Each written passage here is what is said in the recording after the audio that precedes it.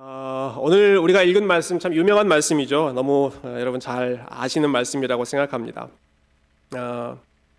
지금 예루살렘에서 시작된 교회가 점점 밖으로 확장되고 있는 상황이죠. 8장에서는 예루살렘에 있던 그리스도인들이 사마리아로 확장되고 뿐만 아니라 에디오피아 내시까지도 세례를 받고 기쁨으로 에디오피아 지역으로 돌아갈 정도로 계속 복음의 지경이 확장되고 있는 그러한 상황입니다.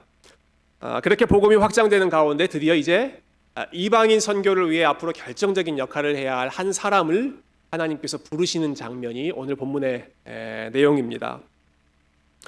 우리말 성경은 오늘 본문이 사울이라고 시작합니다. 사울이. 그런데 영어 성경 또 헬라어 성경에 보면 but 그러나로 시작합니다.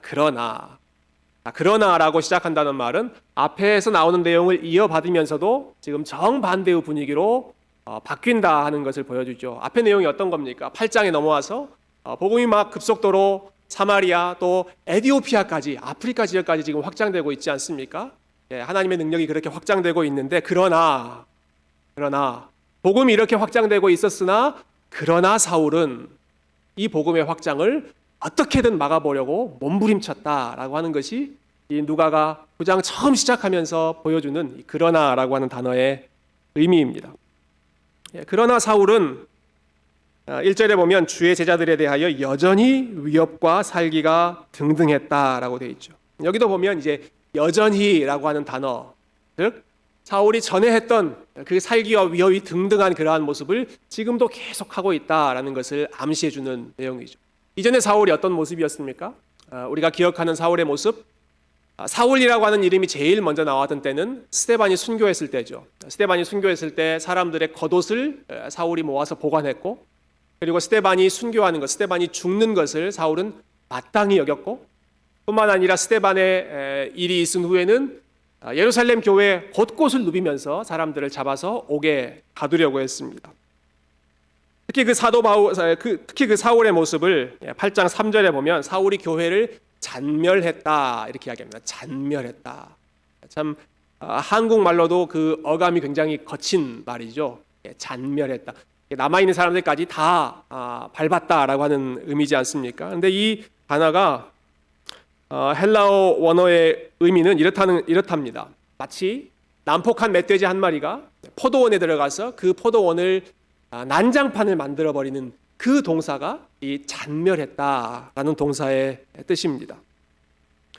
그러니까 마치 한 마리의 멧돼지처럼 지금 사울이라고 하는 청년이 포도원, 하나님께서 곱게 가꾸고 계시는 포도원, 하나님의 포도원, 교회, 그리고 예루살렘의 그 성도들의 집을 들어가서 여기저기 밟으면서 그곳을 망가뜨리며 난장판을 피우고 있는 것이죠. 그 사람들을 잡아서 감옥에 넘겼던 것입니다. 근데 예루살렘에 핍박이 있어서 예루살렘 교인들이 많은 지역으로 이제 도망가지 않았습니까? 그런데 그 도망친 사람들에게까지 사울이 가만히 두지 않고 그 사람들을 지금 잡아 가두려고 애를 쓰는 것이죠. 1절에 그가 위협과 살기가 등등했다. 이 부분이 또 영어 성경에는 아주 재밌게 이렇게 되어 있더라고요. He breathed out threatening. 숨을 내쉬었다. 아주 위협하는 숨을 거칠게 내쉬었다라는 뜻입니다. 숨을 거칠게 씩씩거리면서 사람들을 잡아서 넘기려고 하는 그런 살기등등한 모습. 그 일을 위해서 지금 예루살렘에 있는 대제사장에게 체포영장을 요구하는 것입니다. 내가 다른 지역에 가서도 잡아오겠습니다. 공문을 주십시오라는 것이죠. 사울이 어디로까지 활동 반경을 넓힙니까? 오늘 본문에 보니까 다메섹 여러 회당에까지 지금 찾아가고 있다라고 말하죠. 다메섹이라고 하는 도시는 예루살렘에서 북쪽으로 한 250km 정도 떨어진 도시였습니다. 지금처럼 교통수단이 좋지 않은 시기, 걸어서 여행하던 시기에 250km나 떨어진 곳에까지 달려가서 사람들을 잡아오려고 할 정도로 사울의 열정, 특별히 사울의 그 기독교 신앙에 대한 반감, 복음에 대한 반감이 이토록 대단했던 것이죠. 그렇게 마치 사냥개가 먹이를 찾아 달리는 것처럼 두 눈에 불을 켜고 예수 믿는 자를 잡아 가두려고 그렇게 달려가고 있던 그 도중에 사울은 오히려 자기를 찾아서 달려오신 예수님을 만나게 됩니다. 사울은 교회를 향해서, 다메섹 성도들을 향해서 그렇게 달려갔지만 사실 그 순간에 예수님께서 이 사울을 붙잡으려고, 사울을 하나님의 사람으로 붙잡기 위해서 달려오셨죠. 자, 3절 말씀 보시면 사울이 길을 가다가 다메섹에 가까이 이르더니 호련히 하늘로부터 빛이 그를 불러 비추는지라. 사울을 찾아오셨던 예수님의 모습을 빛으로 설명하고 있습니다. 호련히 하늘로부터 빛이 그를 둘러서 비추었다. 오늘 본문에 기록되어 있는 사울의 회심 장면이 사실 사도행전에 3차례, 오늘 본문까지 포함해서 3차례 다 기록되어 있습니다. 사울이 여러 차례 자신이 주님 만났던 그 과정을 회고하고 사람들에게 들려준 내용들이 나오죠. 특히 그 마지막에 사울이 유대 왕이었던 아그리빠 왕에게 본인이 예수님 만났던 순간을 이야기할 때 이렇게 이야기합니다. 본인이 예수님을 만났던 그 시간을 밝히는데요. 왕이여, 정오가 되어 길에서 보니 하늘로부터 해보다 더 밝은 빛이 나와 내 동행들을 불러 비추는지라, 이렇게 이야기합니다. 그러니까 사울이 예수님을 만났던 그 시간이 정오였다. 12시, 대낮이었다라고 하는 것이죠. 여러분, 중동 지역에서 정오, 대낮은 태양이 가장 강렬한 시점이지 않습니까? 가장 장렬하는 태양이 비추고 있던 바로 그때 사울의 표현에 의하면 해보다 더 밝은 빛이 나와 내 주변을 불러 비추었습니다. 가장 강렬한 그 태양보다 더 빛나는 주님이 내 가운데 임하셨습니다 라는 것이죠. 예수님을 가리켜서 해보다 더 밝은 빛이 나를 비추었다 라고 사울이 회고하고 있습니다. 이미 요한복음에 예수님을 소개하면서 예수님을 이 땅에 오신 참 빛으로 소개한 바 있습니다. 예수님은 어둠 가운데 비추어진 참 빛이었는데 이 세상이 어두움 가운데 있으면서 그 빛을 인정하지 않았다, 빛을 받아들이지 않았다는 것이죠. 사울의 삶이 그와 같았습니다.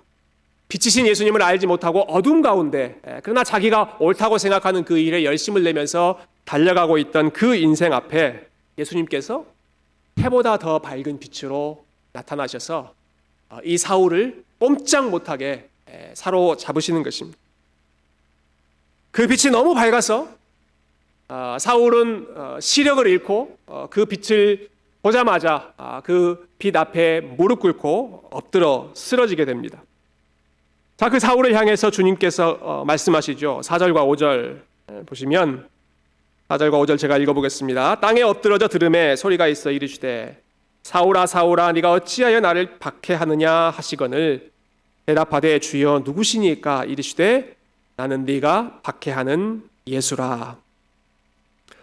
여기 보면 예수님께서 사울의 이름을 2번 부르십니다. 사울아 사울아 이렇게 부르시죠. 성경에 보면 하나님께서 택하신 사람들, 특별히 하나님께서 아주 중요하게 사용하는 그런 사람들을 부르실 때 그 이름을 2번 부르시는 장면이 아주 여러 번 나옵니다. 아브라함아 아브라함아 이렇게 부르신 장면이 있죠. 요즘에 우리가 셀 모임에서 출애굽기 나누고 있는데 호렙산에서 누구를 부르십니까? 모세야 모세야 이렇게 부르십니다. 사사시대가 되면, 사사시대 말기에 하나님의 말씀이 희귀해서 하나님의 말씀을 듣지 못하던 그러한 때 하나님의 말씀을 회복시킬 그러한 도구로 사무엘을 부르시죠. 그때도 사무엘아 사무엘아 2번 부르시면서 하나님께서 자기의 일꾼을 부르셨습니다.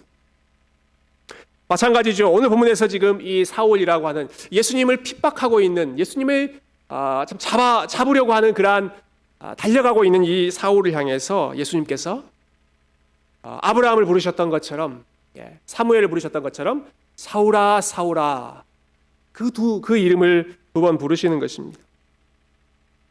2번 부른다는 것은 그 사람에 대한 관심, 또 그 사람에 대한 애정을 나타내는 표현입니다. 지금 자신을 핍박하고 있는 사울을 향해서 예수님은 애정 어린 목소리로 그의 이름을 2번 부르시면서 사울을 새로운 길로 이끄시고 사울에게 새로운 사명을 맡기시기 위해 그의 몸과 그의 마음을, 그의 삶을 준비시키고 계십니다. 이렇게 자신 앞에 빛으로 나타나신 주님 앞에서, 그리고 자신의 이름을 2번 부르면서 나는 네가 핍박하는 예수다라고 본인의 정체를 밝혀주신 예수님 앞에서 사울은 완전히 무너집니다. 완전히 무너지는 모습을 보입니다. 여러분, 예수님을 만난 후에 이 사울이 어떤 모습을 보였는지 8절 한번 보시겠어요? 8절 보시면 사울이 땅에서 일어나, 즉 그 전에는 지금 쓰러져 있던 것이죠. 땅에서 일어나 눈은 떴으나 아무것도 보지 못하고 사람의 손에 끌려 다메섹으로 들어가서 사흘 동안 보지 못하고 먹지도 마시지도 아니하니라. 완전히 무기력해진 그 사울의 모습이 기록되어 있죠. 여러분, 이전까지 사울의 모습이 어땠습니까? 이전까지 사울의 눈에는 살기가 가득했습니다. 예수 믿는 사람 내가 어떻게든 잡아서 없애야지. 살기등등한 눈으로 눈에 불을 켜고 지금 사람들을 잡으려고 찾아가던, 쫓아다니던 바로 그 사울의 눈이 시력을 잃고 아무것도 보지를 못합니다.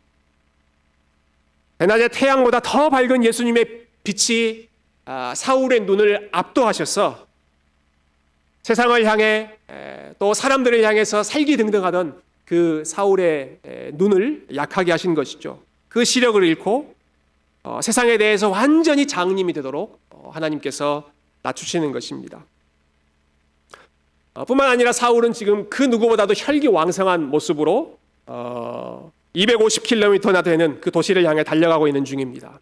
그러나 주님께서 딱 그 앞에 나타나셨을 때, 주님을 만났을 때 그토록 열심히 달려가던 사도 바울의 발은 힘을 잃고 그 자리에 주저앉고 맙니다.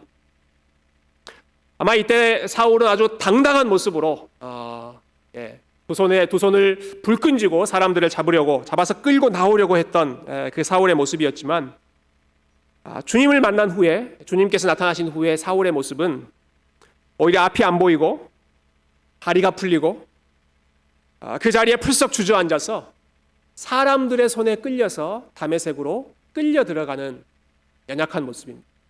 사람들을 잡아서 끌고 나오려고 했던 사울이 사람들의 손에 붙잡혀서 끌려가니는 철저히 무기력한 모습으로 하나님께서 낮추신 것이죠. 참 그토록 자신만만했던 사울을 하나님께서는 철저하게 무기력하게 만드시고 낮추시고, 그가 세상을 향해서는 완전히 눈이 멀게 하시고, 그리고 자기 자신의 힘을 의지했던 그의 손과 발이 하나님의 그 나타나심 앞에서 힘을 다 잃고 주저앉도록, 그래서 사람들에게 끌려서 이리저리 다니도록 하나님께서 그를 낮추셨습니다. 자, 교회를 핍박하려고 달려왔던 그 사울의 발걸음을 하나님께서 멈추시고 하나님을 위한 사역자로 준비시키고 계시는 것이죠. 오늘 본문에 나타난 이 사울의 회심과 비슷한 모습의 그런 회심을 경험했던 사람을 우리가 교회 역사 가운데 생각해 본다면, 아마 영국의 목사님이셨던 이 존 뉴턴이라고 하는 분, 사울의 회심과 가장 비슷한 스토리일 것입니다. 이 존 뉴턴 목사님은 원래 노예선 선장이었습니다. 어렸을 때부터 배를 타고 다니면서 아주 거친 뱃사람으로 살았고, 20살 이후에는 이 사람이 노예선 선장으로서 아프리카를 곳곳을 누비면서 흑인들을 노예로 잡아 영국에 팔아넘기는 일을 이 존 뉴턴이 했습니다. 마치 다메섹에 가서 사람들을 잡아서 예루살렘으로 넘기려고 하는 이 사울의 모습과 비슷한 모습이죠. 그렇게 노예선 선장으로 살던 중에 갑자기 큰 풍랑을 며칠 동안 만나게 되죠. 그 시간에 하나님 앞에 살려달라고 엎드리면서 기도합니다. 그 생사의 갈림길 앞에서 이 존 뉴턴은 극적으로 하나님을 만나게 되고, 그 과정 속에서 자신이 얼마나 큰 죄인이었는지, 사람들을 핍박하고 사람들을 잡아서 팔아서 넘기고 그것으로 본인의 생계를 이루어간다는 것이 얼마나 큰 죄악이었는지를 깊이 깨닫습니다. 그렇게 새 사람이 된 이후에 전직 노예선 선장이었던 이 존 뉴턴 목사님은 오히려 노예 제도를 폐지하고, 그리고 노예들을 해방하는 일을 위해 자신의 삶을 헌신하죠. 무엇보다도 이분은 마치 사람들을 잡아서 팔아넘기던 죄인 중에 괴수와 같았던 자신의 삶 가운데 찾아오셔서 자기를 구원해 주시고, 하나님의 은혜로 하나님을 아는, 하나님의 사랑을 경험하는 그러한 사람으로 삼아주신 그 하나님의 은혜에 감사해서 사람들을 만날 때마다 하나님의 은혜를 증언했습니다. 특히 귀한 찬양을 만들어서 그분이 하나님의 은혜를 높였죠. 우리가 잘 아는 찬양 Amazing Grace, 나 같은 죄인 살리신 이라고 하는 이 찬양을 만든 분이 바로 노예선 선장이었다가 노예 폐지 운동을 하고 교회를 섬겼던 이 존 뉴턴 목사님이셨습니다. 여러분, 교회를 핍박하던 청년 사울을 하나님께서 은혜로 구원하셨습니다. 그 후에는 교회를 세우고 보호하는 사람으로 만드셨습니다. 마찬가지로 노예를 팔아넘기던 존 뉴턴 같은 사람을 또 하나님은 부르셔서 오히려 노예들을 해방하고 교회를 섬기며 하나님의 은혜를 찬양하는 그러한 찬양 사역자로, 목회자로 또한 삼으셨습니다. 저와 여러분은 어떻습니까, 여러분? 저와 여러분은 이와 같은 사울이 만난 하나님, 그리고 존 뉴턴이 만난 그 주님을 저와 여러분은 만나신 적이 있으십니까? 저와 여러분이 하나님을 만난 과정, 우리 주님을 만난 과정이 어쩌면 오늘 본문에 나오는 사울의 모습이나 혹은 존 뉴턴의 스토리와 똑같지 않을지도 모릅니다. 사실 오늘 본문은 많은 사람들에게 은혜를 주기도 하지만 동시에 굉장히 큰 스트레스를 주는 본문이기도 합니다. 왜냐하면 신앙생활을 하는 과정 속에서 왜 나에게는 이런 사울과 같은 다메섹 도상의 이러한 극적인 체험이 없는가 하는 그러한 아쉬운 마음을 갖는 분도 계시기 때문이죠. 정말 하나님을 알지 못하다가 극적으로 하나님을 만나서 사울과 같은 존 뉴턴 같은 그러한 180도 바뀌는 그러한 터닝 포인트를 경험하신 분도 있지만 때로는 조금씩 점진적으로 하나님을 만나면서 예수님이 나의 주인이라고 하는 사실을 고백하고 인정하며 주님을 만난 분도 계실 것입니다. 사실 사울의 회심 장면이 기록된 이유는 모든 사람의 회심이 이와 같아야 된다라고 하는 하나의 이 패턴을 우리에게 알려주기 위해서가 아니라 성령님께서는 바람과 같이 역사하시기 때문에 이 사람은 이러한 방식으로, 저 사람에게는 저러한 방식으로 다양하게 역사하실 수 있죠. 사울의 회심이 보여주는 것은 모든 사람의 회심이 이와 같아야 한다라는 것이 아니라 하나님의 은혜는 너무나 강력해서 교회를 핍박하려고 했던, 구원을 받을 수 없을 것처럼 생각한다면 넘버원으로 있었던 그 사울조차도 하나님의 은혜는 부르시고 그 사람조차도 하나님의 도구로 삼으실 정도로 하나님의 은혜는 강력하다라고 하는 것을 보여주시기 위해서 사용하신 증거가 오늘 본문의 청년 사울의 모습이죠. 교회를 가장 극심하게 핍박했던 죄인조차도 부르시고 구원할 만큼 하나님의 은혜, 하나님의 사랑으로부터 벗어날 수 있는, 그것을 거부할 수 있는 사람은 한 사람도 없다는 사실, 그 하나님의 능력을, 은혜의 능력을 가르쳐주는 것이 오늘 사울의 회심이라고 생각합니다. 그래서 저와 여러분이 이 말씀을 묵상하면서 우리가 특별히 중요하게 생각해야 할 것은 내가 예수님을 만난 그 과정이 얼마나 극적이었는가 하는 어떠한 체험적인 측면보다는 더 중요한 것은 내가 주님을 만나고 어떤 열매가 나타났는가, 어떤 변화가 일어났는가라고 하는 것을 생각하는 것, 회심의 열매를 생각하는 것이 더 중요합니다. 성령님께서 우리 가운데 역사하신 방법은 다양했을지라도 저와 여러분이 오늘 본문에서 사도 바울이 하는 것처럼 주님 앞에서 완전히 엎드려져서 주님이 나의 주인이십니다 라고 하는 사실을 인정하고 이 세상의 빛보다 예수님이 가지고 있는 그 빛이 그 어떤 빛보다 더 밝고 찬란하다는 사실을 저와 여러분이 영적인 눈으로 바라보고, 그리고 저와 여러분을 향해서 부르시는 그 주님의 음성을 들을 수 있고 느낄 수 있다라고 한다면 사울이 다메섹 도상에서 만났던 부활하신 주님을 저와 여러분 역시도 동일하게 만난 것입니다. 뿐만 아니라 Amazing Grace, 나 같은 죄인 살리신 주 은혜 놀라와, 여러분 이 찬양을 부를 때 단순히 그 곡조나 혹은 그 분위기에 휩싸여서가 아니라 주님 나를 살리신 주님의 은혜가 정말로 놀랍고 감사합니다. 여러분 이 찬양을 여러분의 고백으로, 여러분의 진심을 담아서 부르실 수 있다면 여러분은 존 뉴턴이 만난 그 주님을 똑같이 만난 사람들입니다. 하나님께서 주신 선물, 그 믿음이 우리 가운데 살아있기 때문에 우리는 어메이징 그레이스를 우리의 믿음으로 부를 수 있고, 그리고 사울이 했던 것처럼 주님 앞에 엎드려서 주님만 바라보고 세상에 대해서는 완전히 눈을 닫을 수 있는 그러한 영한 영적인 눈이 열리는 것이죠. 오늘 본문에서 우리가 한 가지만 더 생각해보고 말씀을 정리하면 좋겠는데요. 그것은 사울이 이 순간에 만났던 우리 주님이 어떤 주님이셨는가, 어떤 모습이었는가 하는 부분입니다. 사울 앞에 빛으로 나타나셨던 주님은 긴 말씀을 하지 않으셨습니다. 본인을 이렇게 아주 짤막하게 간결하게 소개하셨습니다. 나는 네가 박해하는 예수다. 사울아 사울아, 네가 왜 나를 박해하느냐? 나는 네가 박해하는 예수다라고 말씀하셨습니다. 사울은 예수님을 직접 만난 적도, 예수님을 직접 박해한 적도 없죠. 사울은 그저 주의 제자들을 향해서 살기등등했을 뿐이고, 예수 믿는 사람들, 다메섹에 있는 교회를 핍박하기 위해서, 또 예루살렘에 있는 교회를 핍박하기 위해서 그토록 열심을 내었던, 몸부림쳤던 사람입니다. 그런데 그 사울을 향해서 예수님은 네가 왜 나를 핍박하느냐? 라고 묻고 계시는 것입니다. 그 말은 무슨 뜻입니까? 교회의 아픔이 곧 예수님의 아픔이다 라고 하는 것입니다. 교회의 아픔이 나의 아픔이다 라는 것이죠. 다메섹 도상에서 사울이 만난 예수님은 성도들의 아픔, 교회의 아픔을 자신의 아픔으로 동일시하시는 그러한 주님이셨습니다.